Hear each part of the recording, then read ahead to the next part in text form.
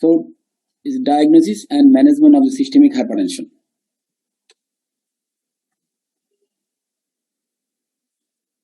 First one is the what is normotension and what is the hypertension. This is the main important thing.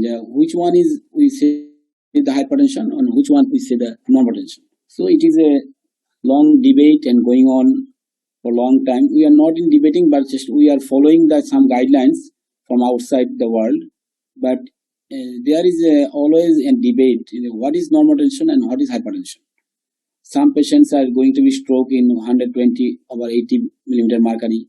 Some patient does not any side effect when still systolic blood pressure over 200 and diastolic blood pressure over 100. So there is some query. What is the basically what is the blood pressure which caused the harm?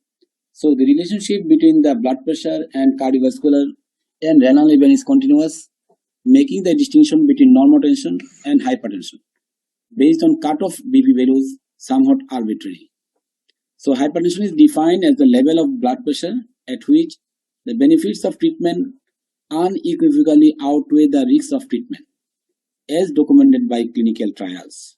So what clinical trials is going on for a long time? I just show you some the blood pressure level, hypertension level in the previously what was the hypertension and now what is the hypertension level. So if we see the JNC6 1997, I just started from here.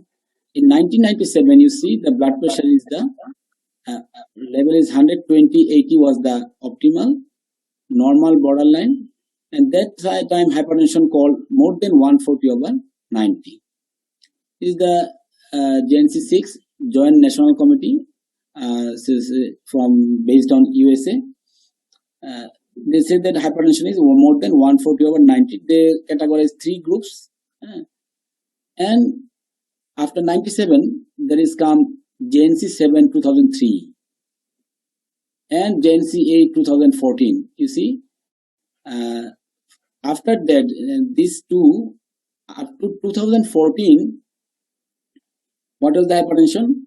More than 140 and more than 190. 140/190 is the up to JNC7. That means JNC7 and JNC8 is the similar blood pressure level. So up to 2014, this was the more than 140/90 was the stage 1 hypertension. But in 2017, JNC8 and after that, the USA National Heart and Blood Institute recommend that no longer will be the JNC.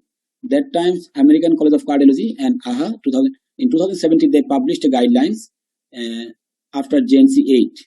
So now is no longer JNC. Now we are recommending the ACC AHA 2017 guideline. In this guideline, they say that the blood pressure, you see, 120 to 129, more than 120, they recorded as the pre-hypertension level. So, whereas 140 now regarded as the 120 and less than 120 they say the normal. And before that you see, less than 120 normal. Say, now hypertension is more than 140 stage 1 and more than 160 stage 2. There is no stage 3 level. Stage 1 and stage 2, and that in 2017 the blood pressure come to the 120/129. They say that you have to target to lowering the blood pressure up to 120. But next come 2017 guideline, don't go. 2018 ESC published a guideline. They say that again like JNC6, 1997 guideline. They said that the hypertension high normal, they said high normal is more than 130. But in ACC 2017 say the 120, but they say that 130. And they put the grade 1, grade 2 and grade 3 more than 120. ACC 2018, and this year Hypertension Canada guideline 2020. 2020 they published 2 guidelines in Canada and in the ISH. So Hypertension Canada say also the 130 high risk patient, and the moderate to high risk more than 140 and less than 90. 140, 90, they're similar to previous guideline, this ESC 2018. So for us, we have no specific guideline in Bangladesh, so we are following the guidelines. So we are becoming very much puzzled which one is the appropriate for our country. So in that context, what will be the cutoff value for Bangladesh, or which patient we have to treat? So epidemiological association between blood pressure and CV risks extend from very low levels of blood pressure. Even systolic blood pressure more than 115, there is some high blood pressure risks and patient come to the stroke. However, in practice, cutoff BP values are used for pragmatic reasons to simplify the diagnosis and decision about treatment. Though there is a risk of 115, but we have to rely on the more study regarding cutoff value, the fixed value, which is the arbitrary margin about the hypertension and the normotension. So in 2020, for global hypertension guideline is needed, and that's why the all studies, all guidelines are reviewed in this International Selective Hypertension 2020 guideline. They reviewed the all recent the ACC, ESC, Canada, and then published this guideline for the worldwide. And in this lecture, I will follow the some slides of that guidelines. So what is that guideline? This is the now we will regard it. We will continue our management of patient. This guideline: the normal blood pressure less than 130 or less than 85, high normal 130 or 139, and diastolic 85 to 89. Grade 1 more than 140 to up to 60, and grade 2 more than 160, and diastolic more than 100. So this is the guideline recently published for the global management of hypertension. You see that here in the 2017, the ACC regarded is the pre-hypertension, but they say that this is the high normal, but not pre-hypertension. So this is the conceptual changes. And this is the new one from 2017 it started. The blood pressure is not only measured in our chamber, but it should be regarded as the home management, home blood pressure management, ambulatory blood pressure management, based on this. So there is 3 types of blood pressure management they provide, they secured.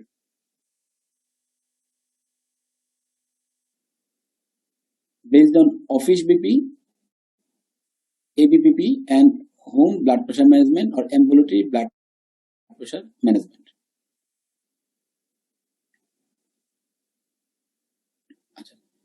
So blood pressure management actually depend upon the nothing to record the blood pressure accurately. Diagnosis is just use measure the blood pressure, and this is the this slide taken from the Hypertension Canada, but this is also in the ISS 2020. But for more visualization, I take these slides. So you know everyone know how to take the blood pressure. Though we know everyone about the method of blood pressure, but this guideline hypertension 2019-97 যে level ছিল 1997 যে ওখানেও ছিল এরকম 130 80 130 90 140 90, কিন্তু blood pressure কিন্তু রেকর্ডিংটা ওখানেই ঘুরতেছে। মাঝখানে শুধু 2017 এসে তোমার এসিসি এটাকে কমায় নিয়ে আসলো 120, বললো যে 120 ব্লাড প্রেসার যে আরবিট্রারি রিস্ক 120 বেশি গেলে এটা পেশেন্টের স্ট্রোক এবং আদার কার্ডিওভাস্কুলার রিস্ক বেশি হয়ে যায়, সেক্ষেত্রে এটাকে তারা 120-70 নিয়ে আসলো। কিন্তু নেক্সট ইয়ার 2018 আবার ইএসসি কিন্তু এটা মানলো না, তারা আবার আগের মতোই 130 কে বললো নর্মাল রিগার্ডিং। কিন্তু 2020 তারা অনেকগুলো মানে এসিসি সবগুলো আবার রিভিউ করলো, রিভিউ করে আবার সেই পুরাতন ওই যে NC 6 যেরকম ছিল 1997 যেরকম ছিল সেইখানে আবার চলে গেছে, তারা আবার ওই লেভেলেই চলে গেছে যে ওইটাই ব্লাড প্রেশার আমাদেরকে স্ট্যান্ডার্ড মানতে হবে। সো আসলে ব্লাড প্রেশার লেভেলটা আসলে যে কোন লেভেলে ট্রিটমেন্ট করলে পেশেন্টের ভালো হবে এটা এখনো কিন্তু বোঝা যাচ্ছে না, যে এই লেভেলটা আমি ট্রিটমেন্ট করলে ভালো হবে কিনা, হ্যাঁ এটা বোঝা যাচ্ছে না। তা আমাদের এই জন্য আসলে অনেক পেশেন্ট, তোমাদের আমি জানি না তোমরা পাইছো কিনা, আমি তো কিছু পেশেন্ট পাই চেম্বারে যেগুলা ব্লাড প্রেশার আমার ফার্স্ট হাইয়েস্ট এখন 280, একটা পেশেন্ট দেখলাম 280, নিচে এলো প্রায় নিচে 160-170 মতো, বয়স্ক লোক ছিল। আমার প্রায় এটা বলছে অনেক আগে ঘটনা। তা আমি তাকে জিজ্ঞাসা করলাম আপনার কোনো অসুবিধা নাই? কোন ডাক্তার সাহেব আপনি যদি আমাকে প্রেশার কমান, তার 280 প্রেশার, বলছে যে আমার যদি এখানে 260 চলে আসে তাহলে আমার মাথা ঘুরায়। আমি কিন্তু কম প্রেশার হলে সমস্যা আছে, আমি বেশি ওষুধ দিলাম, দেওয়ার পর তার অন্য ডাক্তার দেখতো, বলছে না ডাক্তার সাহেব আমাকে বলছে যে বেশি প্রেশার কমানো যাবে না। হ্যাঁ সেটা হইলে বলছে তোমাকে 2001 কি 2002 ওই সময়ের কথা বলতেছি, যে তার সেই পেশেন্টের ব্লাড প্রেশার তুমি যদি কমায় ফেলো তাহলে তার মাথা ঘুরাবে। সেইভাবে প্রায় তখন তার বয়স ছিল 90 ইয়ার্স, তার বয়স 90, এই যে নায়েরপুল তার বাসা ছিল। এই কথাটা এখন মনে আছে আমার, যে আসলে এই যে ব্লাড প্রেশার লেভেলটা, তার মানে অ্যাডজাস্টেড ব্লাড প্রেশার কোন লেভেল পর্যন্ত হতে পারে।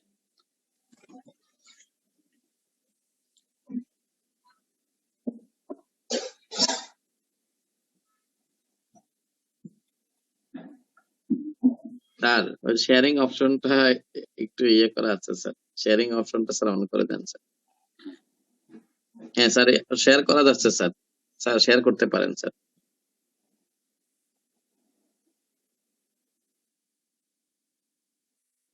দেখা যাচ্ছে? দেখা যাচ্ছে স্যার। স্যার আসসালামু আলাইকুম স্যার। তো আমরা যে জায়গায় ছিলাম এখান থেকে শুরু করি। হ্যাঁ আমরা সময় বেশি নেই না। হ্যাঁ তাহলে আমরা দেখলাম যে আসলে ইজিলি যে blood pressure basically diagnosis depend upon the accurate measurement of the blood pressure. You know all about the things. Just going to, so there is different types of blood pressure now. Office blood pressure, what is the mean office blood pressure? The blood pressure which we measure in our private chamber or other place. Yeah. When patient is in your in front of you and you are measuring the blood pressure. So initial evaluation, you have to measure. We know that in the when measuring the pulse, we see the radial delay. Here is also like this. You have to measure the blood pressure in both arms.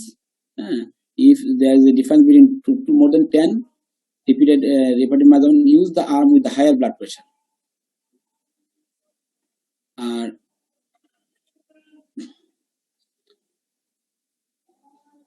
If there is a difference more than 20 millimeter mercury, consider further investigation. Actually 10 is the difference of 10 is the normal sometimes we say, but more than 20 it should be need further investigation. Standing blood pressure, sometimes we have to use it for the measuring the postural hypertension. Measuring treated hypertensive after 1 minute and again after 3 minutes when there are symptoms suggestive postural hypertension, and at the first visit in the elderly and people with diabetes. In young individuals, including children, adolescents, and young adults, isolated systolic hypertension is the most common form of essential hypertension. However, it is normal in the older age. Isolated systolic hypertension is more than 140 systolic and diastolic is the less than 90. So there is a preferred method of measurement because there is now manual blood pressure machine and the automated blood pressure machine. Which was the preferred method? In the outside they say the automated office blood pressure preferred method in office measurement. Non-automated manual office blood pressure, that is we measure most of the time manual time, but they prefer the automated office blood pressure system. There is also another method, home blood pressure monitoring, HBPM, and ambulatory blood pressure monitoring, there is ABPM. You have to remember this term because now everywhere this term is used for the different types of blood pressure. So this is called the office measurement and out of office. Out of office means home blood pressure and ambulatory, and office blood pressure means there is in your private chamber or hospital. So how to confirm the diagnosis? The measurement of BP in the office or clinic is most commonly based on the hypertension diagnosis and follow-up. Office BP should be measured according to recommendation. Whenever possible, the diagnosis should not be made on a single office visit. Usually 2 to 3 office visits at 1 to 4 week intervals, depending on the blood pressure level, are required to confirm the diagnosis of the hypertension. Because when you label a patient hypertension, that means he have to take the drugs lifelong. There is a lifelong has to take the, so which one have to take the lifelong? So you have to spend some times on this to diagnose the confirmation. So diagnosis might be made on a single visit when blood pressure is more than 180 or 120, 10 mm mercury, and there is evidence of cardiovascular disease or there is a target organ damage. When this type is found in the first instance, you see the blood pressure is more than 180, and there is also already patient has the LVH in ECG or other findings, so you can start treatment, no need of the follow-up. If possible and available, the diagnosed hypertension should be confirmed by out-of-office blood pressure management. So we know the common classification: primary hypertension or essential hypertension, and secondary hypertension. And over the timing, there is some subdivision. Is the primary hypertension is sometimes present with the white coat hypertension and masked hypertension, and there is also a resistant hypertension when primary hypertension is not. There is another category now regarding another category. Primary hypertension is not managed by the drugs and many drugs, then it's classified as a resistant hypertension. And secondary hypertension, we know all there is some secondary causes, then secondary hypertension. And there is another category is hypertension in pregnancy. These are not like in this diagnosis. There is another diagnosis for hypertension in pregnancy. So what is white coat and masked hypertension? If you see that there is a out of office measurements, that is home on or ambulatory blood pressure. So we need to diagnose white coat and masked. We need this type of office and out of office measurement. So white coat hypertension means who have elevated blood pressure only in the office. In your chamber, blood pressure is high, but patients say that in home I have normal blood pressure. So if you find this type of blood pressure, we say the white coat hypertension.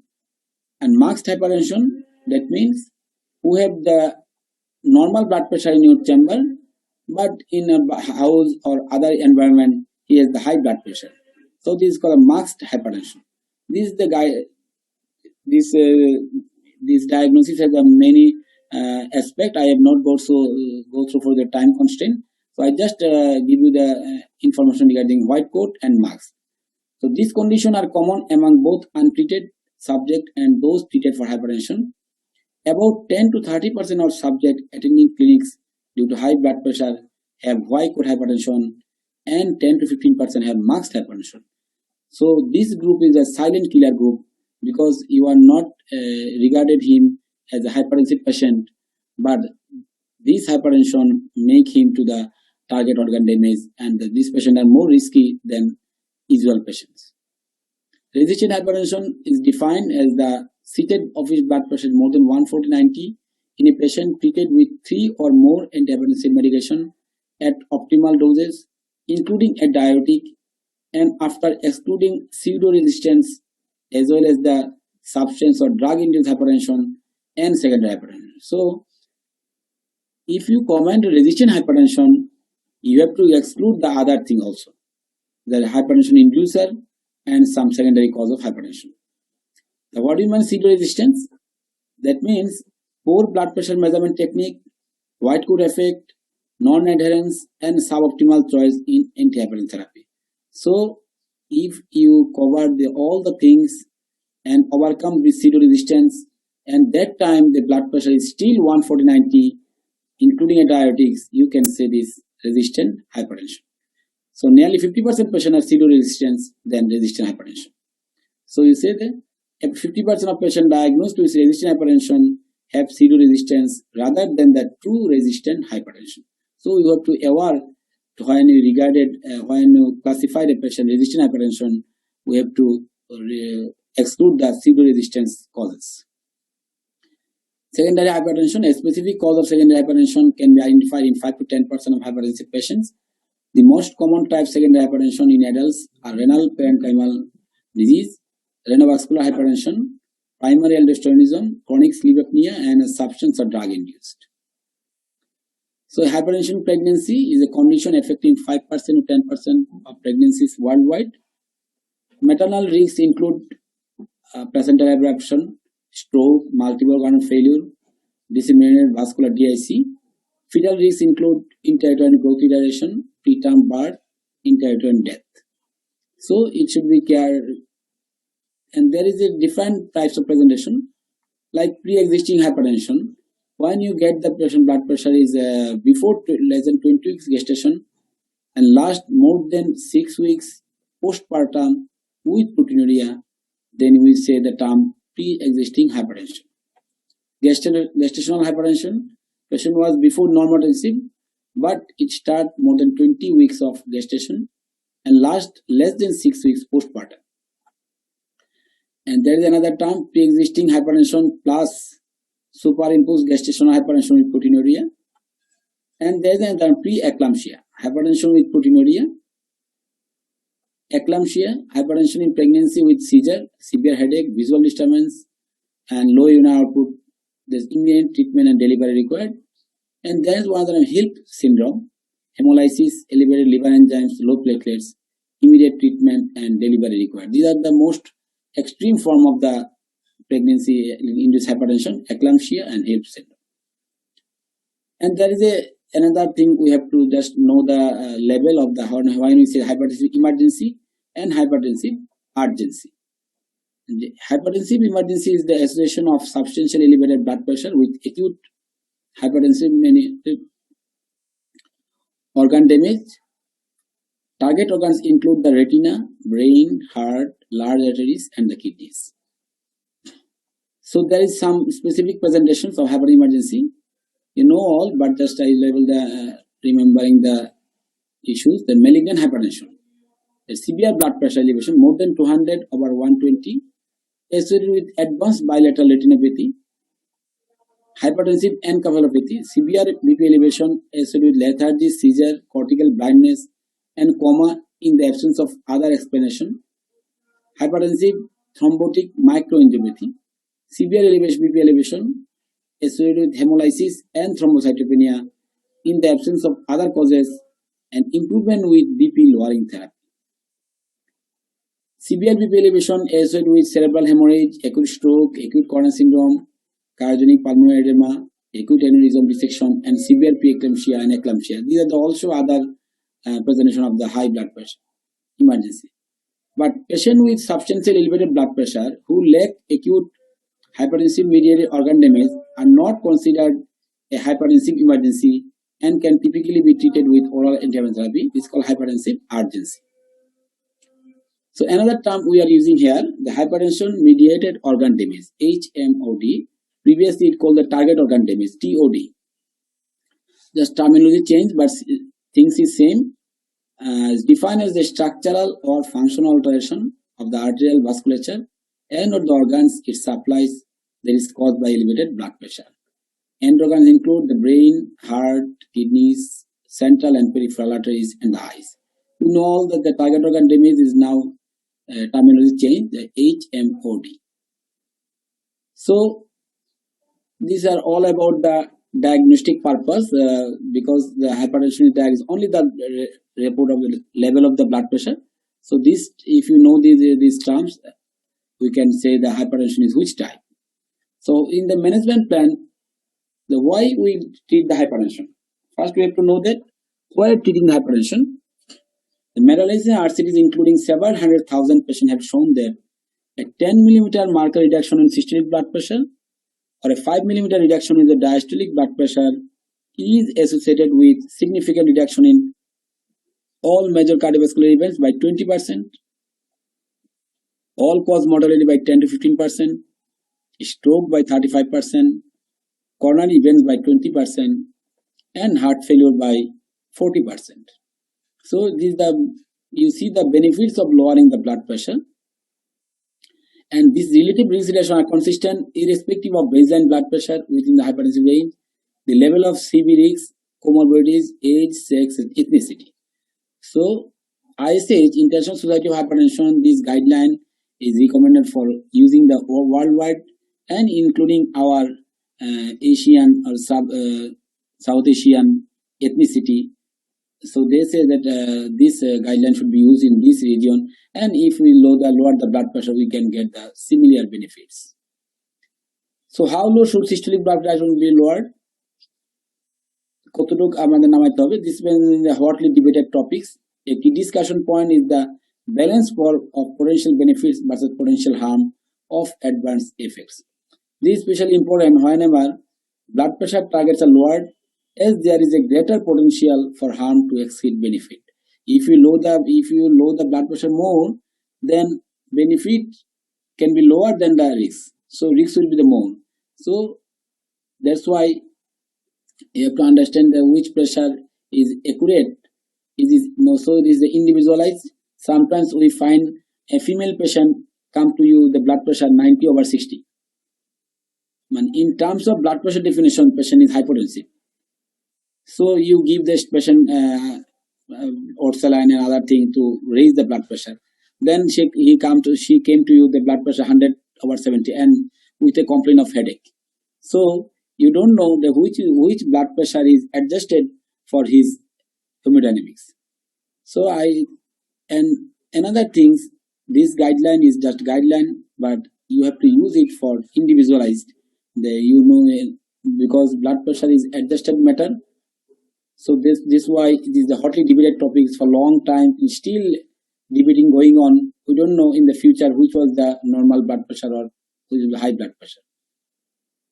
So regarding management, there's two terms you have to understand, that adherence and non-adherence. Adherence means you are giving the blood pressure medication, patient come to you again and again, blood pressure is not controlled and you are always increasing the doses. But in this time, you have to ask the patient about the adherence. Adherence, what is adherence? Is defined as to the extent to which a person's behavior, such as taking medication, following a diet, or executing lifestyle changes, correspond with agreed recommendation from a healthcare provider. সে নিচ্ছে কিনা সেটি হলো adherence. And non-adherence to antihypertensive treatment affects 10% to 80% of the hypertensive patient and is one of the key drivers of suboptimal blood pressure control. So cause of the poor adherence is multifactorial, not only single. Some patient you are giving drugs which is high cost, so patient cannot buy the treated drugs. So and another one is the patient does not want to take the drugs because of some side effects. So before giving the drugs, you have to explain the patient the necessity of the taking treatment and what will be the possible side effect of the treatment, what will be the price of the this drug, if the patient can continue this drug or not. So you have to remember that when you treat a hypertensive patient, adherence, you have to non-adherence, you have to keep in mind the patient may be non-adherence. And I am not going to all the key steps in physical examination for diagnosis. You have to see the sign of target organ damage and the sign of the secondary hypertension. And you have to also assess the risk of cardiovascular risk assessment. There is a scope, systemic coronary risk evaluation system. European ESC guidelines have published the scope, and also ISH recommend the scope for the measuring the risk, very high risk, moderate and low risk. I'll not go through this one, you know all. And simplified classification of hypertension risks according to additional risk factors and target organ damage. How to classify high, normal, and mild or moderate severity. So when you know all the assessment, you have know the initial assessment, risk assessment, then we go the management of the blood pressure. If we find the blood pressure less than 130/85, reassure within 3 years. And if the blood pressure is 130 or 159, that means if possible, confirm with out of office blood pressure measurement. It may be the high possibility of white coat or masked hypertension, or alternatively confirm with repeated office visits. If the more than 160, confirm within a few weeks or days.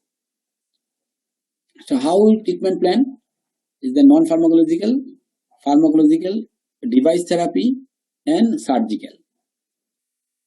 So lifestyle intervention, you know you have already seen what is the lifestyle intervention regarding the salt restriction and exercise and other things. You see that all are class 1 smoking cessation.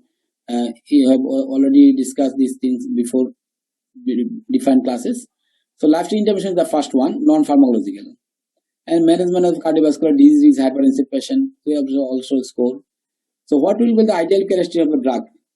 When we give the pharmacological treatment, when the patient is not, blood pressure is controlled by non-pharmacological approach, we have to go to the pharmacological approach by giving drug. So before giving drug, there's some ideal characteristics of drug.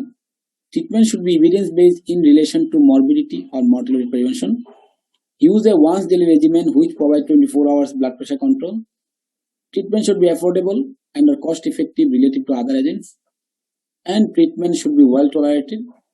Evidence of benefits of use this medication in population to which it is to be applied, such as black, non-black, there is some arbitration.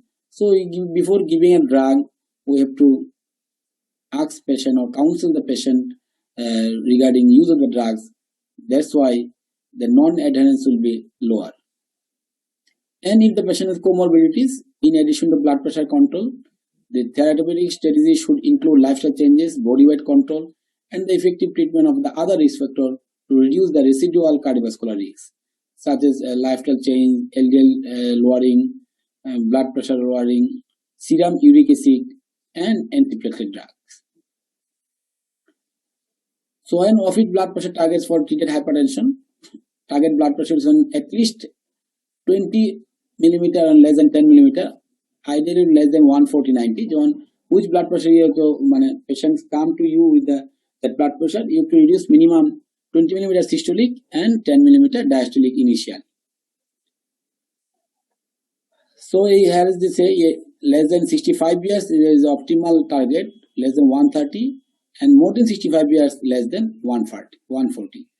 But they recommend that you have to keep the blood pressure up more than 120/70, because in ACC they say that lower the blood pressure is better than 120/70, but here say they always keep the blood pressure up more than 120/70, and blood pressure control target is more than target within 3 months with lifestyle manipulation. So pharmacological treatment, established diagnosed hypertension, lifestyle advice for all. If it is grade 1, immediate drug treatment in high risk patients, and grade 2, immediate drug treatment to all patients. And if there is a limited drug availability, in those with lower risk, supply lifestyle intervention for 3 to 6 months. If blood pressure is still not controlled, and where possible, start drug treatment in those age 60 to 50 to 80 years. Drug treatment in low to moderate risk patient without CVD, CKD, diabetes, target organ damage after 3 to 6 months of lifestyle intervention, if which is not considered. So, if the grade 1 hypertension, if the patient is not want to take the drugs, limited drug availability, drug is not, and patient very poor, and you can also try the lifestyle modification for 3 to 6 months. And if grade 2, there is no option, you have to give the all drugs to all patients. There is no option for the. So what is the core drug treatment strategy in interstitial hypertension? So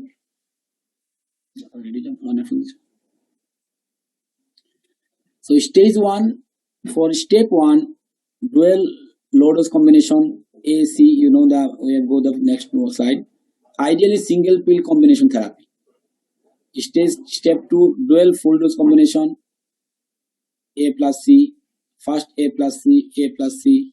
Step 3, triple combination A plus C plus D, and if it's resistant, the A plus C plus D plus and a diuretics, spironolactone. So what is A? A means AC inhibitor, ARB, angiotensin receptor blocker. A. C means CCB, calcium channel blocker, dihydropyridine calcium channel blocker, where C is calcium channel blocker C. and D thiazide like diuretics. D means diuretics, C means calcium channel blocker, A means AC inhibitor. So A, C and D, you see, step 1 and step 2, step 3 where is AC inhibitor and calcium channel blocker is there and additional diuretics, and step 4 there is ACD plus additional one another spironolactone. So what is the beta blocker? You see that consider beta blockers at any treatment step when there is specific indication for their use. So beta blocker is optional for the others comorbid situation. Any step you can add this one if the patient heart failure, angina, post-time atrial fibrillation, or younger women with or planning the pregnancy. So what is the treatment target ranges? If you see if the patient hypertension less than target to 130, if the diabetes 130, if everywhere there is a 130, but only in CKD 140 target, but 140 to 130 if tolerated, because in chronic kidney disease is difficult to control the blood pressure, so they recommend that if the patient is target is less than 140 is sufficient. And in other group you have to lower the blood pressure up to 130. So this is the drug treatment. Another treatment is the device-based hypertension treatment for the resistant hypertension. There is some evidence that it may cause some benefit because we are the cardiologists, some interventionists doing these things. You see the one is the one Baroflex activation therapy, BAD therapy, carotid sinus baroreceptor electrical stimulator. What is done? Actually, it is a lower blood resistant hypertension patient. This patient can give some benefit. One is the renal denervation therapy, catheter-based renal denervation using radio frequency ultrasound, giving renal artery and giving in the resistant hypertension renal nerve. This was the optimizing therapy, but latest guidelines show the use of device-based therapy is not recommended for the routine treatment of hypertension unless in the context of clinical studies and RCDs until further evidence of regarding their safety and efficacy become available. So actually it is now obsolete, not treatment, not used so much. So the another treatment the device is actually used in secondary hypertension. Like you see the what is this? Is a coarctation of aorta. A CT show coarctation of aorta, and there is stent is placed there. So blood pressure is managed, and patient needs no surgical treatment. If this type of patient is there, and you give them more and more drugs, there will no benefit. But if you put a stent there, then patient will get the benefit. Another one is the renal artery stenosis. Renal artery stenosis, there is unilateral. You see, by giving the stent, there is a normal.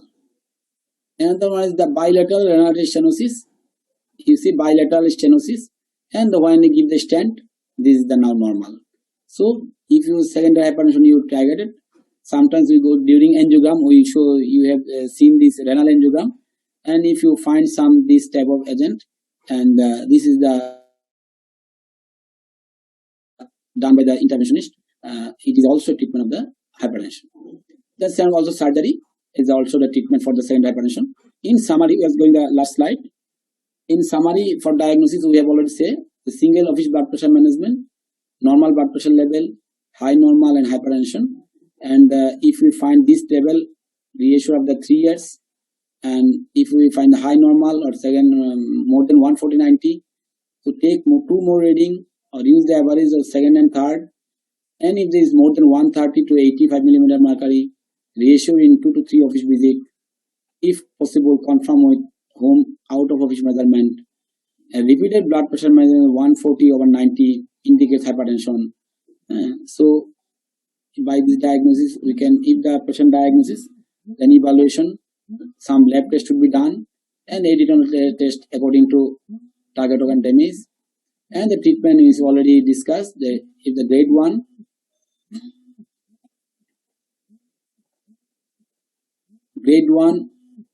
and grade 2 hypertension, lifestyle intervention, drug therapy, steps already we have said, and there is some say the non-black and black. So non-black and black, there is some difference between the drug, and there is no ACE inhibitor ARB in women with planning pregnancy. And there is always there is lifestyle intervention is there to aiding the treatment. So when you find this type of patient, besides the treatment, we have to also monitor the patients. We have to fix the target and monitor blood pressure control, average achieve target within 3 months, and follow up the blood pressure. If the blood pressure is not controlled or other issues or secondary hypertension, if the other disease, refer to care provider with hypertension expertise or center where secondary treatment hypertension or device therapy or surgical management can be done. So that's all about the hypertension and diagnosis. Thank you.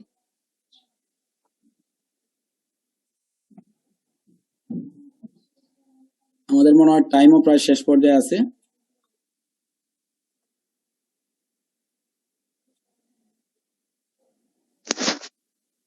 Sir হ্যাঁ বলো।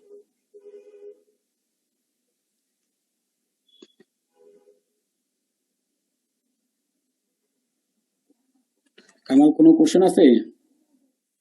Question sir, এটা common topics, question তেমন নাই, তাই না? জি sir. আমাদের সময় সংক্ষিপ্ত হয়ে আসছে, তো ঠিক আছে, এটা জাস্ট একটা রিফ্রেশিং এর যে রিফ্রেশার্স যে একটা ক্লাস হলো তোমাদের জন্য, যে তোমরা জানো এগুলা আসলে প্রেসার ম্যানেজমেন্ট আমরা সবাই জানি, বাট কোনো পার্সোনাল যদি ব্যাড এক্সপিরিয়েন্স বা কিছু থাকে তোমরা শেয়ার করতে পারো। তোমরা ওয়ার্ডে ম্যানেজ করার সময় এই ধরনের এখানে অনেক ম্যানেজমেন্ট ইস্যু বাকি আছে, যেমন মনে হয় যে স্পেশাল কন্ডিশন গুলো আজকে আনা হয়নি because of the time constraint, যে স্ট্রোক ম্যানেজমেন্ট, কিভাবে করোনারি আর্টারি ডিজিজের পেশেন্ট ম্যানেজ করবো, আমরা এগুলো কোনোটাই আনা হয়নি এখানে। সো আমরা জাস্ট বেসিক হাইপারটেনশন ম্যানেজমেন্ট আলোচনা করলাম।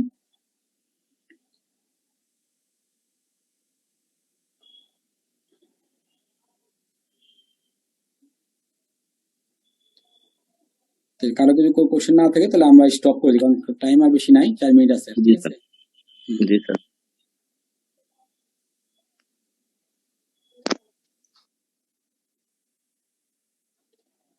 স্যার কারো কোনো কোশ্চেন নাই মনে হচ্ছে স্যার। না, হ্যাঁ ঠিক আছে, thank you all. Thank you sir for night class everything, so there is no question, and thanks for the question sharing, and thanks all. আসসালামু স্যার। অনেকদিন পরে রেগুলারই তো স্যার প্রেসার ম্যানেজমেন্টে আমরা ঝামেলায় পড়ি স্যার। প্রায়ই তো স্যার আমরা প্রেসার ম্যানেজমেন্টে ঝামেলায় পড়ি। দেখা যায় যে বিশেষ করে হাইপারটেনসিভ আর্জেন্সি পেশেন্ট বা ইমার্জেন্সি পেশেন্ট গুলা ওয়ার্ডে যখন আসে তখন দেখা যায় যে অনেক সময় জিটিএন আমরা দিতেছি, ডিবেটলও দিতেছি, তখনও অনেক পেশেন্ট দেখা যায় যে 1 দিন 2 দিন চলে যাইতেছে, তারপরও তার মানে 1 দিন চলে গেছে বা লাভ হচ্ছে না। অনেক তাহলে যদি লাভ না হয় তাহলে তোমাকে থিঙ্কিং আদারওয়াইজ, যে আমার যে পেশেন্টটা ম্যানেজমেন্ট করতেছি, যে হাইপারটেনসিভ ইমার্জেন্সি হয়তো বা আদার কজ আছে, আমরা দেখছি বিভিন্ন ধরনের কজ আছে, সেকেন্ডারি হাইপারটেনশন থাকতে পারে তার, বিশেষ করে স্পেশালি রেনাল হাইপারটেনসিভ পেশেন্ট গুলা কিন্তু এই ধরনের হয়, যাদের যে যদি আমরা জিটিএন দিই তারপর অনেক সময় ম্যানেজ চায় না, অথবা if there is any other issue, most of the time actually blood pressure is managed by GTN, but IV GTN is sometimes harmful because it lowered the blood pressure more rapidly. So that's why we have to start labetalol and other drugs if the patient is hypertensive and the coronary artery disease, acute coronary syndrome and hypertension. GTN is the ideal drug for in this scenario. Otherwise, you have to use the labetalol first, and then if it is not beneficial, then you use the IV GTN. And the regarding blood pressure management, actually, the automated blood pressure management in this COVID situation, we are measuring it in every chamber. There is this automated blood pressure management, and every day, from my experience, I find that so many patients are getting the hypertension treatment on the basis of the measuring automated blood pressure. From Upazila level, they come to us, and I see that the patient has no history of the hypertension. But in our chamber also see, when you see the first patient come to us and the blood pressure recording 180/100, but after half an hour on a second time blood pressure measurement, that time blood pressure is 140 or 80. So be cautious about using this automated blood pressure machine. Manual is the more consistent for the, if you find some patient in the blood pressure is recording high and the patient is non-symptomatic, use the manual blood pressure machine to record the blood pressure, and that's why that will be the more judicious for using the drugs, I think.